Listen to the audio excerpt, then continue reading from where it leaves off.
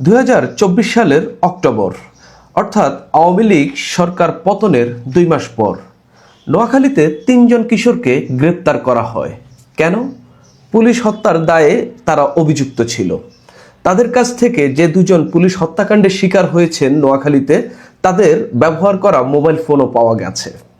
এমনকি তারা আদালতে গিয়ে দায়ও স্বীকার করেছে, কিন্তু তাদেরকে থানায় আটকে রাখা যায়নি। তাদেরকে ছাড়তে বাধ্য হয়েছিল আদালত, এমনকি থানাও। এ নিয়ে ব্যাপক সমালোচনা হয়েছিল সেই সময়। যারা জুলাইয়ের আন্দোলনে নেতৃত্ব দিয়েছিলেন, অর্থাৎ শেখ হাসিনা সরকার পতনের আন্দোলনের নেতৃত্ব দিয়েছিলেন, তারা বলছিলেন এই পুলিশ হত্যাকাণ্ডের মধ্য দিয়ে বা এই পুলিশ হত্যাকাণ্ডে অভিযুক্ত করেই জুলাই আন্দোলনকারীদেরকে থানায় ঢুকানো হবে। এরপরে আমরা দেখলাম ওই যে 3 জন কিশোরকে ছাড়তে থানা আদালত বাধ্য হলো, সেই 3 জন ওই বৈষম্য বিরোধী ছাত্র আন্দোলনের কেউ নয় বলে সেই সংগঠন থেকেই জানানো হলো। পরবর্তীতে অন্তর্বর্তীকালীন সরকার একটা অধ্যাদেশ জারি করলো। সেটা হলো 15 জুলাই থেকে 8 আগস্ট পর্যন্ত, অর্থাৎ শেখ হাসিনার পতনের আন্দোলন যখন শুরু হয়েছে সেই 15 জুলাই থেকে 8 আগস্ট অর্থাৎ অন্তর্বর্তীকালীন সরকার বসার দিন পর্যন্ত এই সময়ে আন্দোলনকারীদের হাতে যত সহিংসতা হয়েছে, পুলিশ হত্যাকাণ্ডের শিকার হয়েছে, সেখান থেকে আন্দোলনকারীদেরকে দায় মুক্তি দেওয়া হয়েছে। তাদের বিরুদ্ধে যেন মামলা না করা হয় সে কথা বলা হয়েছে এবং তাদেরকে যেন এই ঘটনাগুলো থেকে দায় মুক্তি দেওয়া হয় সেটার কথা বলা হয়েছে। এরপরে আমরা পুলিশের ক্ষোভ দেখলাম। পুলিশের মধ্যে চাপা ক্ষোভ, খুব বেশি কিছু বলার পুলিশের ছিল না। কেননা পুলিশেরই 1168 জনের বিরুদ্ধে মামলা হয়েছিল শুধুমাত্র জুলাই আন্দোলনকারীদের উপর হামলা চালানোর কারণে। এবং পুলিশের অনেকেই ইতিমধ্যেই বিচারের মুখোমুখি হয়েছেন, কারো বিরুদ্ধে দণ্ডও হয়েছে। কিন্তু পুলিশের যারা হত্যাকাণ্ডের শিকার হয়েছেন, পুলিশের ওপর যে সহিংসতা হয়েছে, থানায় যে সহিংসতা হয়েছে, কারাগারে যে সহিংসতা হয়েছে, যে অস্ত্র লুট হয়েছে, সেগুলোর বিচার কোনো আমরা দেখছি না বা দেখিনি। নতুন একটি সরকার ক্ষমতায় বসেছে এবং এরপরে প্রেক্ষাপট ধীরে ধীরে পরিবর্তন হতে লাগলো। আমরা দেখলাম এই সরকারের যিনি স্বরাষ্ট্র উপদেষ্টা হয়েছেন, তিনি পুলিশের এই হত্যাকাণ্ডের ঘটনাগুলো তদন্তের জন্য বলেছেন এবং তিনি বলেছেন তদন্ত হবে। আমি খোঁজ নিয়ে যতটুকু জানতে পেরেছি, ভেতরে ভেতরে পুলিশ এই তদন্ত অনেক দূর এগিয়ে নিয়ে গেছে এবং পুলিশ মনে করছে এই তদন্ত পূর্ণাঙ্গভাবে শেষ হলে এবং এর যদি প্রতিবেদন আকারে কিংবা স্বরাষ্ট্র মন্ত্রণালয়ে যদি এর প্রতিবেদন জমা দেওয়া হয়, অনেকেই ফেঁসে যাবেন এবং রাঘব বোয়াল অনেকেই ফেঁসে যাবেন। যারা গত 1.5 বছরে রাঘব বোয়াল হয়ে উঠেছেন তাদের অনেকে ফেঁসে যাবেন বলে পুলিশই দাবি করছে। পুলিশ ইতিমধ্যেই নানান সিসিটিভির ফুটেজ, ইতিমধ্যেই নানান জায়গার নানান তথ্য সংগ্রহ করে নিজেদের কাছে রেখেছে। অনেক আগে থেকেই তদন্ত যখন চলেছে তখনও রেখেছে, তদন্ত যখন চলেনি তখনও রেখেছে। পুলিশ এই কাজ অনেক দূর এগিয়ে নিয়ে গেছে। আমরা দেখব এই পুলিশ হত্যার তদন্ত কিংবা এই জুলাই যে পুলিশের উপর যে সহিংসতা হয়েছে সেটার তদন্ত কতটুকু এগিয়েছে এবং এই যে অন্তর্বর্তীকালীন সরকার যে ইনডেমনিটি দিয়ে অর্থাৎ দায় মুক্তি দিয়ে দিল জুলাই যারা আন্দোলন করেছেন, পুলিশ হত্যার যে দায় মুক্তি, যারা পুলিশের উপর সহিংসতা চালিয়েছে বা পুলিশের বিভিন্ন স্থাপনায় যারা হামলা চালিয়েছে, ভাঙচুর করিয়েছে, তারপরে অগ্নিসংযোগ করেছে, তাদেরকে যে দায় মুক্তি দিল, সেই দায় মুক্তি আসলে টিকবে কিনা সেটা নিয়ে আমি আলাপ করব। আমি একটা পত্রিকা থেকে আপনাদেরকে আগে কিছু তথ্য দিই, সেখানে আসলে কি বলা হচ্ছে। স্বরাষ্ট্র মন্ত্রণালয় ও পুলিশ বলছে, নতুন সরকার দায়িত্ব নেওয়ার পর পুলিশের স্থাপনায় হামলা ও সদস্যদের হত্যা করার বিষয়টি আলোচনায় আসে। 1.5 বছরেও তদন্ত না হওয়ায় বিস্ময় প্রকাশ করেছেন সরকারের শীর্ষ মহলের কেউ কেউ। এইসব ঘটনার মাত্র 5টিতে মামলা হয়েছে, আটক হয়নি কেউ। পুলিশের কোনো কোনো কর্মকর্তা এই বিষয়ে কথা বলার চেষ্টা করলেও সরকারের সহায়তা পাওয়া যায়নি বলে অভিযোগ। তবে পুলিশের একাধিক ইউনিট হামলার আগে ও পরের ভিডিও ফুটেজ ও আলামত সংগ্রহ করে রেখেছে। আমি যেটার কথা বলছিলাম, অন্তর্বর্তীকালীন সরকার সংকেত না দেওয়ায় পুলিশ সদর দপ্তর তদন্তের কাজ এগোতে পারেনি। আন্দোলনের সময় কারাগারে হামলা চালিয়ে বন্দি ছিনতাই এবং কারাগারে আগুন ধরিয়ে দেওয়া ও গেট ভেঙে বন্দিরা পালিয়ে গেলেও এখনো গ্রেপ্তার হয়নি অনেকে। এবার আসি পুলিশের এক কর্মকর্তার বক্তব্য। এখন পুলিশের স্থাপনায় হামলা ও হামলা, আগুন ও সদস্যদের হত্যার ঘটনায় তদন্ত করে মামলা করতে পুলিশ সদর দপ্তরের বিশেষ বার্তা এসেছে। অর্থাৎ এই ঘটনাগুলো তদন্ত করার জন্য পুলিশ সদর দপ্তরে বার্তা এসেছে। পুলিশের উচ্চপদস্থ এক কর্মকর্তা, যে পত্রিকা থেকে আমি পড়ছি, দেশ রূপান্তর, সেই পত্রিকাকেই বলছে প্রতিটি ঘটনার গভীরে গিয়ে এখন তদন্ত করা হবে। অর্থাৎ ঘটনার একেবারে গভীরে ঢুকে তারা এটার তদন্ত করবে। আমাদের কাছে পর্যাপ্ত পরিমাণে আলামত থাকার পরও অন্তর্বর্তী সরকার সহযোগিতা না করায় তদন্ত ও মামলার বিষয়গুলো থমকে ছিল। তিনি বলেন, মামলা হলে অনেক রাঘব বোয়াল ফেঁসে যেতে পারেন। নতুন স্বরাষ্ট্রমন্ত্রী বলেছেন তদন্ত অবশ্যই হবে। তদন্ত নিয়ে আমি আরো কিছু ঘটনা বলি। মামলার তদন্ত আসামিদের বিষয়ে দফায় দফায় বৈঠক করেছেন পুলিশের ঊর্ধ্বতনরা। ক্ষতিগ্রস্ত স্থাপনার বাইরে ও ভেতরে আশপাশের ক্লোজ সার্কিট ক্যামেরার অর্থাৎ সিসিটিভি ক্যামেরার ফুটেজ সংগ্রহ করা হয়েছে। কিছু দুর্বৃত্তকে ইতিমধ্যেই চিহ্নিত করা হয়েছে।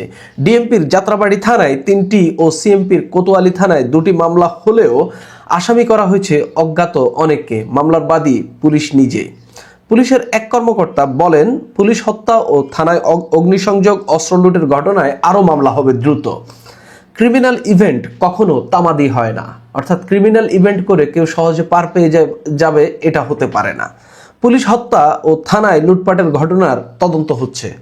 দুর্বৃত্তদের চিহ্নিত করতে পুলিশের একাধিক টিম কাজ করছে। ইতিমধ্যে পুলিশ, আমি যেটা বলছিলাম যে অনেক ফুটেজ সংগ্রহ করেছে, অনেক আলামত সংগ্রহ করেছে, অনেক তথ্য সংগ্রহ করেছে, অনেককে চিহ্নিতও করেছে যারা এই ঘটনাগুলো ঘটিয়েছেন। আবার পুলিশ নতুন করে আরো তদন্ত করবে এবং ইতিমধ্যে ছায়া তদন্ত অনেক কিছু পুলিশ সেরে ফেলেছে ভেতরে। অন্তর্বর্তীকালীন সরকার পুলিশকে কোনো ইঙ্গিত না দিলেও পুলিশ কিন্তু এই তদন্তের কাজ থামিয়ে রাখেনি, ভেতরে করেছে। কারণ পুলিশ জানতো ভবিষ্যতে কোনো সরকার এলে তারা এই সুযোগটা পাবে, পুলিশের হত্যার তদন্তগুলো করতে পারবে। আপনি দেখেন সিরাজগঞ্জের এনায়েতপুরে যে 15 জনকে আপনার ওইখানে থানায় হামলা চালিয়ে এবং থানায় আগুন ধরিয়ে দিয়ে যে হত্যা করা হয়েছে, সেটার কিন্তু কোনো মামলা হয়নি। তারপরে ঢাকায় অনেক জায়গায় পুলিশের এইসব ঘটনাগুলোর কিন্তু মামলা হয়নি। আপনি দেখেন জুলাই আগস্টে কি ঘটেছে।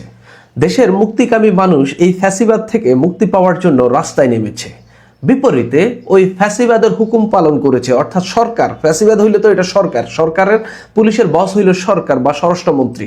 তারা নির্দেশ দিয়েছে গুলি চালানোর জন্য। পুলিশ রিপ্রেস করার চেষ্টা করলেও সেটা পারেনি, কিন্তু পাল্টা পুলিশের উপর আক্রমণ হয়েছে। এখন দেখেন, ছাত্র জনতার উপর হামলা হয়েছে, সেটার বিচার হচ্ছে, কিন্তু রাষ্ট্রীয় বাহিনীর উপর হামলা হয়েছে, সেটার বিচার হচ্ছে না। এটা কিন্তু এক ধরনের নির্মমতা। বিচার না হোক, অন্তত তদন্ত হইতে পারে, তদন্ত হয়ে সেটার একটা প্রতিবেদন আসতে পারে এবং ভবিষ্যতে যেন এইসব কর্মকাণ্ডের পুনরাবৃত্তি না ঘটে, সেটার জন্য একটা উদাহরণ তৈরি করা যেতে পারে অন্যভাবে, যে কোনোভাবে। এখন কথা হইলো, এই যে অন্তর্বর্তীকালীন সরকার যে জুলাইয়ে যারা এইসব সহিংসতার সঙ্গে ঘটিয়েছেন বা তদন্তে যদি কারো নাম আসে, পুলিশ যেটা বলছে অনেক রাঘব বোয়াল ফেঁসে যাবেন, তাদের নাম যদি উঠে আসে যে তারা এইসব সহিংসতার সঙ্গে জড়িত কিংবা তারা এই সহিংসতা করেছেন, তাহলে অন্তর্বর্তীকালীন সরকার যে 15 জুলাই থেকে 8 আগস্ট পর্যন্ত যে দায় মুক্তিটা দিয়েছে, জুলাইয়ের যারা আন্দোলন করেছেন বা জুলাইয়ের এই সময়ে, 15 জুলাই থেকে 8 আগস্ট পর্যন্ত যে সহিংসতা আন্দোলনকারীদের হাতে ঘটেছে, সেগুলো থেকে যে দায় মুক্তি দেওয়া হয়েছে, এই সরকার কি সেই দায় মুক্তি রক্ষা করবে? আমি যতটুকু জানতে পেরেছি বিবিসি বাংলার একটা রিপোর্ট থেকে, যে সরকার আসলে পুলিশ হত্যার তদন্তটাও করবে এবং সরকার যে এই ঘটনাগুলো ঘটেছে এটার জন্য দায় মুক্তিও যে আগের সরকার যে দিয়েছে সেটা সরকার মোটামুটি বহাল রাখবে এবং এটাকে এক ধরনের আইনি ভিত্তি দিবে। কেননা আন্দোলনে নিজেকে বাঁচাতে গিয়ে কিংবা আন্দোলনটা যে এক পক্ষ থেকে গুলি চালানো হচ্ছে নিজেকে রক্ষার জন্য, এই পাশ থেকে পাল্টা ইট পাটকেল নিক্ষেপ বলেন, পাল্টা আপনার বিভিন্ন স্থাপনায় অগ্নিসংযোগ বলেন, নিজেকে রক্ষার জন্য এবং আন্দোলনটা বেগবান করার জন্য এটা প্রয়োজন ছিল। এটা এই সরকারের কেউ বুঝতে পারছে। অর্থাৎ ওই যে ইন্ডিমিনিটি যেটা দেওয়া হয়েছে সেটা এখন আইনি ভিত্তি পাওয়ার সম্ভাবনা অনেক বেশি। সেই ক্ষেত্রে আন্দোলনকারীর বাইরে যারা এইসব অপরাধমূলক কর্মকাণ্ড ওই সময় ঘটিয়েছেন, যেমন আমি শুরু করেছিলাম নোয়াখালীর 3 কিশোরকে দিয়ে, যারাদেরকে পরবর্তীতে বৈষম্য বিরোধী ছাত্র আন্দোলনে বলছে যে তারা আসলে আন্দোলনকারী কেউ নয়। এই যে তারা যে পুলিশ থানায় হামলা চালিয়েছে, এই যে তারা যে থানার পুলিশের হামলা চালিয়ে তাদেরকে পুলিশকে হত্যা করে যে তাদের মোবাইল ছিনিয়ে নিয়েছে, তারা যে আবার সেটা স্বীকারোক্তি দিয়েছে, তারা ফেঁসে যেতে পারেন। নতুন করে কিছু কিছু লোক যারা হচ্ছে আন্দোলনের সঙ্গে একদম ভালোভাবে সম্পৃক্ত ছিল না, তারা ফেঁসে যাবেন বা তারা এই ঘটনায় বিচারের আওতাধীন আসবেন। তবে এখানে একটা মারাত্মক ঘটনা, যে পুলিশ আপাতত একটু উজ্জীবিত হয়েছে যে তাদের সহকর্মী হত্যার যে ঘটনাগুলো, সেই ঘটনাগুলোর তদন্ত হচ্ছে, সেই ঘটনাগুলোর বিচার হচ্ছে, এবং যেই ঘটনাগুলোর বিচার এবং তদন্ত না হওয়ার কারণে অন্তর্বর্তীকালীন সরকারের সময়ে পুলিশ খুবই ইনঅ্যাক্টিভ ছিল এবং পুলিশ সরকারকে খুব একটি সহযোগিতা করেনি বলে শোনা গেছিল। তবে একই ঘটনায় ধরেন একজনের অপরাধীর বিচার হচ্ছে, আরেকজন অপরাধীর বিচার হবে না, এটা কিন্তু মেনে নেওয়া যায় না এবং এটা হতেও পারে না। আমি মনে করি দুজনেরই সমানভাবে বিচার হওয়া উচিত, তাইলেই আইনের শাসন প্রতিষ্ঠা পাবে। আসসালামু আলাইকুম দর্শক। Mobster, mob gangster, mob gang leader এবং বাংলাদেশের নিকৃষ্টতর শাসনের বাদশাহ জনক ডক্টর মোহাম্মদ ইউনূস, তার শেষ খায়েশ পূর্ণ হয়নি। কোথায় পূর্ণ হয়নি আমি আপনাদেরকে বলবো। তার আগে এটুকু শুধু আমি আপনাদেরকে বলি, বাংলাদেশে এখন পর্যন্ত রাষ্ট্রপ্রধান যদি বলেন, সরকার প্রধান যদি বলেন, শেখ হাসিনা, বেগম খালেদা জিয়া, হোসেন মোহাম্মদ এরশাদ, জিয়াউর রহমান, বঙ্গবন্ধু শেখ মুজিবুর রহমান, যার কথাই বলেন না কেন আপনি, এই পাঁচজন মিলে তাদের শাসনামলে যদি দুর্নিয়ম, অনিয়ম, ভুল ত্রুটি থেকে থাকে, সবগুলো মিলায় যা হবে ডক্টর ইউনূসের 18-19 মাসে তার চেয়ে কয়েক গুণ বেশি করে গেছে। এরকম ব্যক্তি স্বার্থ হাসিল করা কোন সরকার প্রধান বাংলাদেশের আগে কখনো দেয়নি। সে শুধু এসে তার নিজস্ব সমস্ত ব্যক্তি স্বার্থ হাসিল করে নিয়েছে। এই ইউনূস জাতীয় নির্বাচনের পরে, 12 ফেব্রুয়ারি নির্বাচনের পরে যদি বিএনপি একটা চালে সামান্য ভুল করতো, আজকে ইউনূস বিদায় নিত কিনা এটা নিয়ে খুব জোরালো প্রশ্ন আছে। বিএনপি যদি সেই সংবিধান সংস্কার পরিষদে শপথ নিত যেটা জামাত নিয়েছে, তাহলে ইউনূস সুন্দর করে বলতো, এবার সংবিধান সংস্কার পরিষদের শপথ নিয়েছেন, 180 দিন সংবিধান সংস্কার করেন, তারপরে মন্ত্রী পরিষদ গঠন করেন, তার আগে হবে না। এর অসংখ্য ভুরি ভুরি প্রমাণ আছে। ডক্টর ইউনূস যে শেষ মুহূর্ত পর্যন্ত ক্ষমতা ছাড়তে চায়নি, তার উপদেষ্টাদেরকে লেলিয়ে দিয়ে সে নানান ভাবে চেষ্টা করেছে ক্ষমতা ধরে রাখতে এবং এই নির্বাচনটা বানচাল করতে। সেই ইউনূসের শেষ খায়েশ পূর্ণ হলো না, তাকে তার যমুনার বাসভবন ছাড়তে হয়েছে। এই যমুনা সে ছাড়তে চায়নি। সে 20, 30, 50 বছর আরো বেঁচে থাকবে।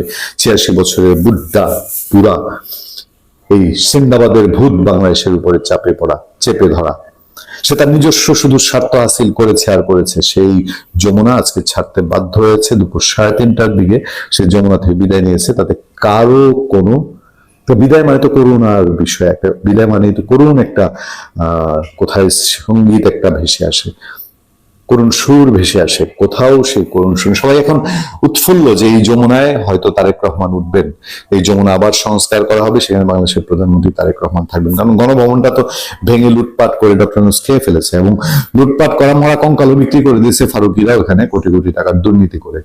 সেটাই নাকি জুলাই জাদুঘর বানাবে। সেই ডক্টর ইউনূস যমুনা থেকে বিদায় হয়ে গিয়ে তার গুলশানের আখড়ায়, সে পুরানা গ্রামীণ আখড়ায় উঠেছে, যে বাংলাদেশের সরকারটাকে একটা গ্রামীণ ব্যাংক বানিয়েছিল, যমুনাটাকে সে তার ইউনূস সেন্টার বানিয়ে ফেলেছিল। সেই ইউনূস সেন্টার এখন স্থানান্তরিত হয়েছে। তবে তারা কি করে, এই যাওয়াই কি তার শেষ যাওয়া, নাকি আরো যাওয়ার আগ্রহ আছে 86 বছরের বুদ্ধার?